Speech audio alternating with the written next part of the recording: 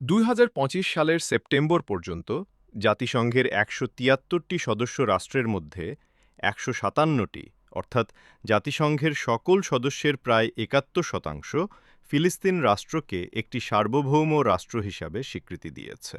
November 2012 সাল থেকে এটি জাতিসংঘ সাধারণ পরিষদের একটি অসদস্য পর্যবেক্ষক রাষ্ট্র।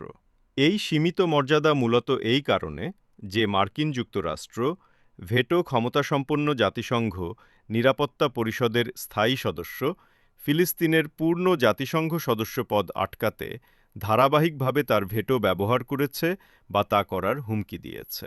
জাতিসংঘ নিরাপত্তা পরিষদের 5টি স্থায়ী সদস্যের মধ্যে 4টি ফিলিস্তিনকে স্বীকৃতি দিয়েছে, যা হল চীন, ফ্রান্স, রাশিয়া এবং যুক্তরাজ্য, যার ফলে ফিলিস্তিনকে স্বীকৃতি না দেওয়া একমাত্র স্থায়ী সদস্য হিসাবে মার্কিন যুক্তরাষ্ট্রই রয়েছে।